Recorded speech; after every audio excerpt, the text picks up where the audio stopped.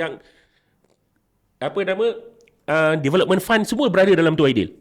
Satu lagi tak apalah, itu technicality. Tapi apa?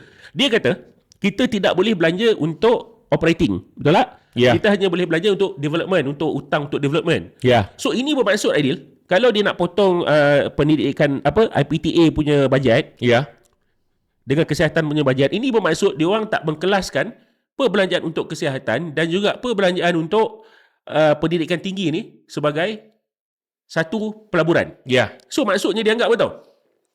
Pelaburan adalah buat-buat bangunan saja, buat-buat jalan saja. Orang bodoh pun tak apa, Aidil. Janji kau ada jalan, engkau bodoh. Contohlah, engkau ceplos, kau bodoh dan kau hina. Kau bayang situasi kau. Engkau adalah seorang ceplos. Engkau adalah seorang ceplos yang hina, yang nak dapat RM4,500 pun kau kena melalak seperti babi kandang tak dapat makan dalam grup WhatsApp. Betul tak? Betul. Melalak.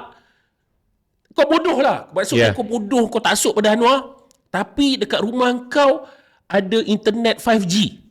Sebab kau tak perlu 5G bro. Kau hanya perlu 3G ataupun 2G saja sebab kau bodoh. So begitulah ibaratnya dia anggap Aidil. Okey, tak apa kita potong PTA. Tak apa, bodoh tak apa Aidil. Tapi kita kena buat jalan, kena buat apa kan. Tapi dua-dua dia tak buat. Masalahnya dia orang ni dua-dua tak buat Aidil. So apa benda ni? Inilah seorang bapa yang tak bertanggungjawab. Ni seorang bapa yang melagi dadah, yang tak bertanggungjawab, derhaka, pukul bini. Inilah dia, Kerajaan Madani. Apa lagi Olivia, sifat-sifat keji seorang jantan yang kau nak cakap pada Madani ni? Dia membiarkan anak-anak buah dia, anak-anak didik dia, anak-anak dia macam ceplos lah, mencari ayam di lorong-lorong. Aduh.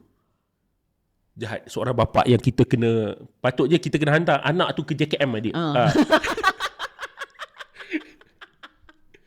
Dia hantar suruh cari ayam lorong, Anas. Ayam pun tak mampu, Anas, macam mana?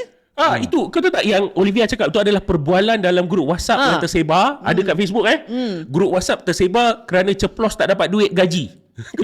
Kau sebab tu kita hina kan. Kau puji Anwar, kau apa, lepas tu kau bajet kad kena kat kau dulu. Gila, hina siul.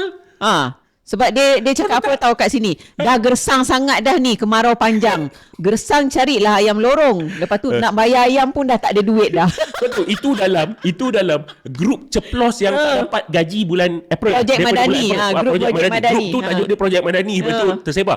Okey, ini bukan lagi ibarat babi kandang, Olivia. Kalau babi kandang kurang-kurang dapat makan, duduk dalam kandang juga kan. Ini kan ada ceplos yang buat video belakang dia pintu ada anak-anak. Pintu dia kata jenang. Pintu nak reban.